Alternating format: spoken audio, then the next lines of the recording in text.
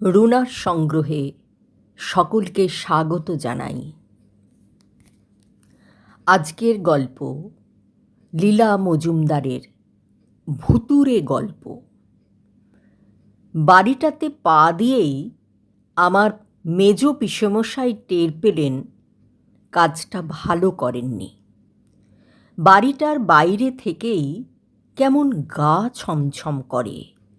কবেকার পুরনো বাড়ি, দরজা জানলা ঝুলে পড়েছে, শ্যাওলা জন্মে গেছে, ফোকরে ফাটলে বড় বড় অশ্বত্থ গাছ গজিয়েছে। ফটক থেকে সামনের সিঁড়ি পর্যন্ত রাস্তাটা আগাছায় ভর্তি, আর তার দুপাশে শিরীষ গাছগুলো ঝোপড়া হয়ে মাথার ওপর আকাশটাকে অন্ধকার করে রেখেছে। সন্ধেও হয়ে এসেছে, চারিদিকে সারা শব্দ নেই।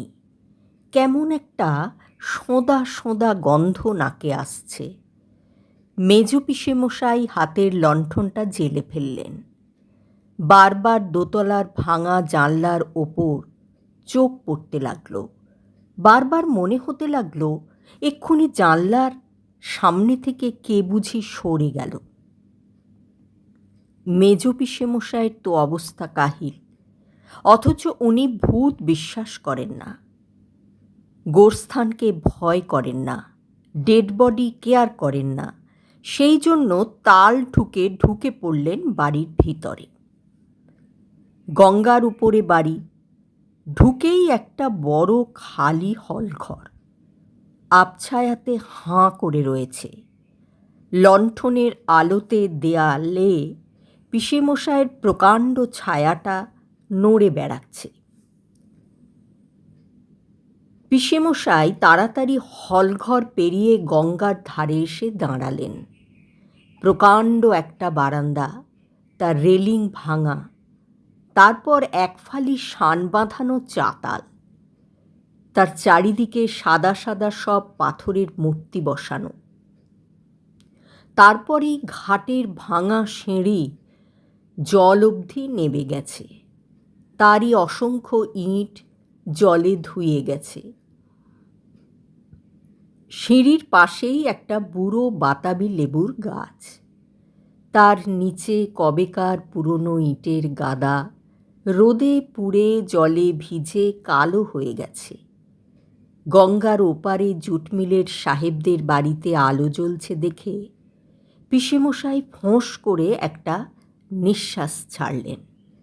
একতলায় বসে থাকলে চলবে না, ওপরে যেতে হবে, রাত কাটাতে হবে, নইলে বাজি হেরে যাবেন।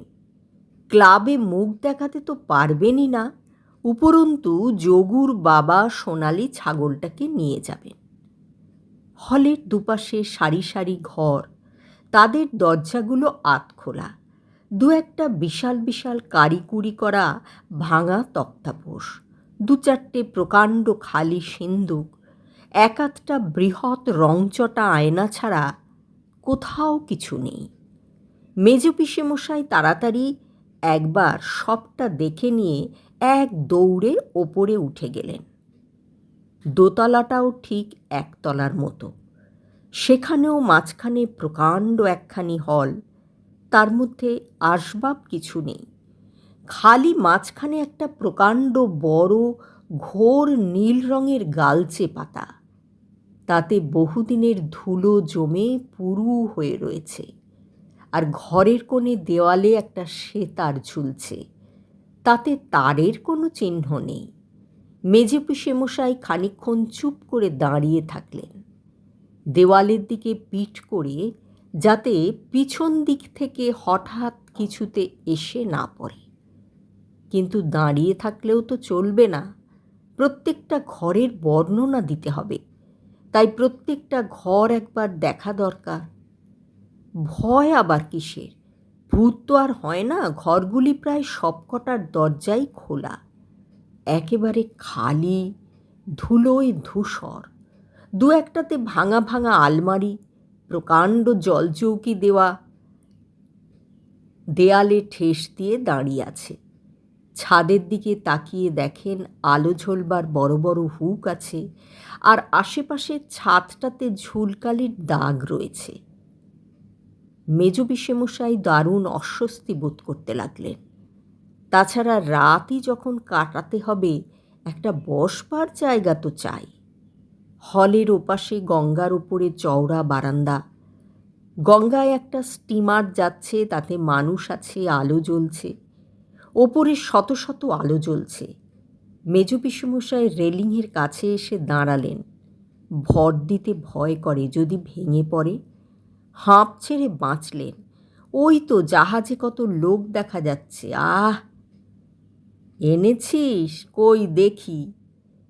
চমকে মেজ পিসেমশাই ফিরে দেখে গা ঘেঁষে দাঁড়িয়ে আছেন সাদা জাব্বা জব্বা পরা একজন বুড়ো মতো লোক।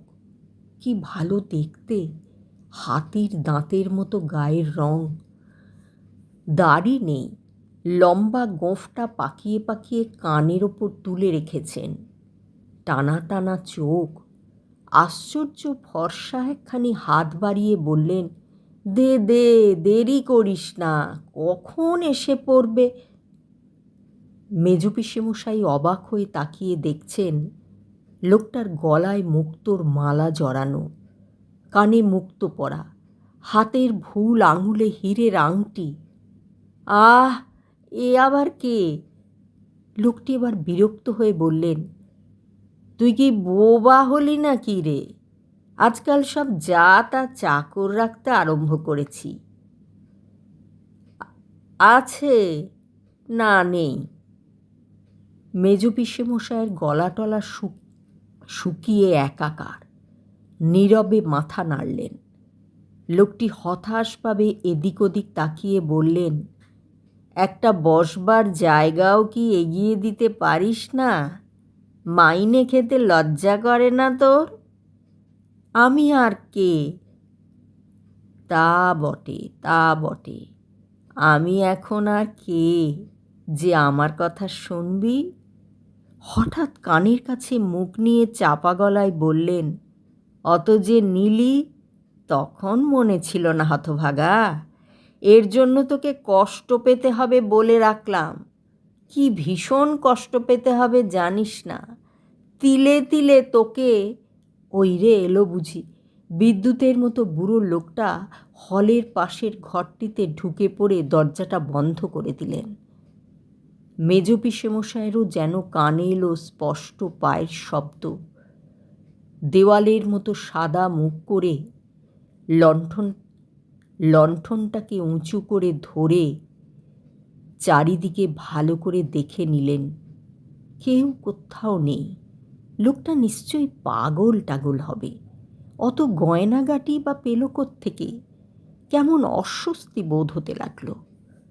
লণ্ঠন হাতে বারান্দা থেকে হলে ঢুকলেন। নিচের তলাটা বরং ভালো, একটা তক্তা বসে বসেই রাত কাটানো যাবে। পকেট চাপড়ে দেখলেন অশরীরী খুনে লোমহর্ষণ 10 নম্বর খাতা দিতে যোগুর বাবা ভোলেননি।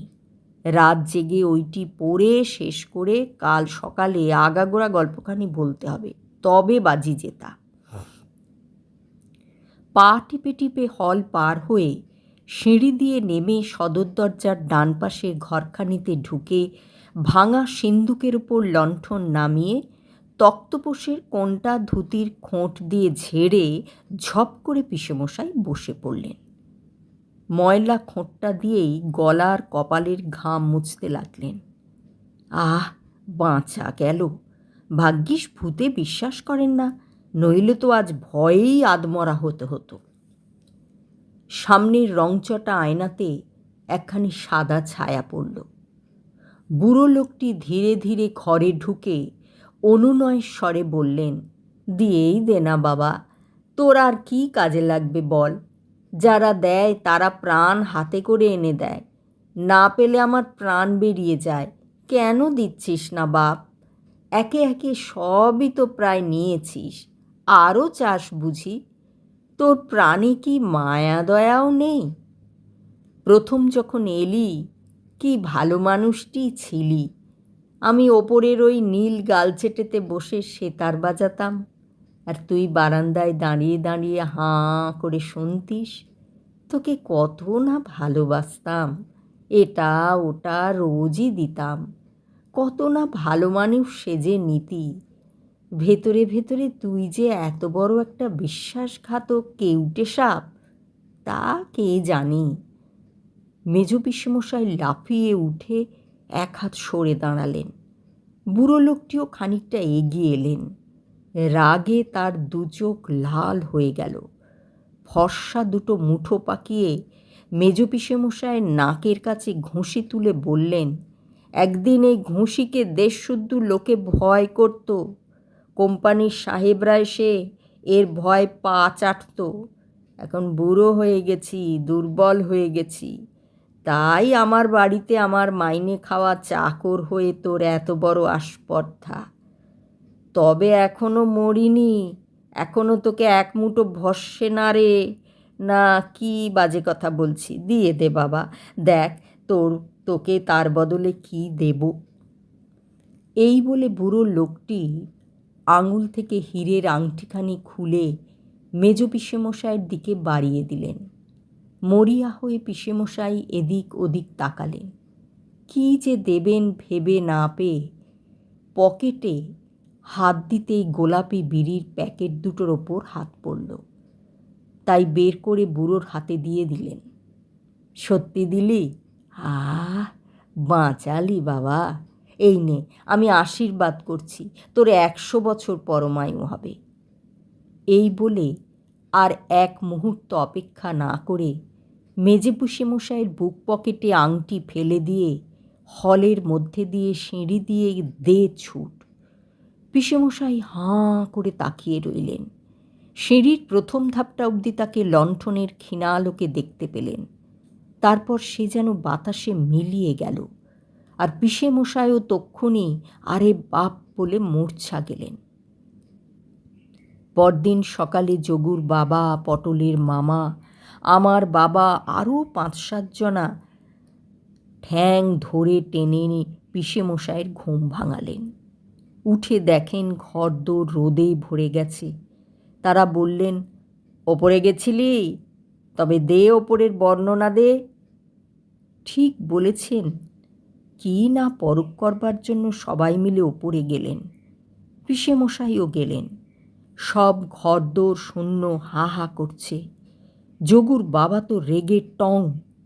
ইস, অত ভালো ছাগলছানা হাতছাড়া হয়ে গেল।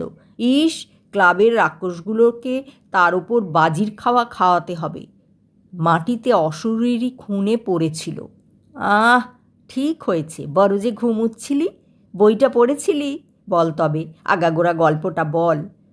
মেজ পিসেমশাইয়ের মুখে আর কথাটি নেই।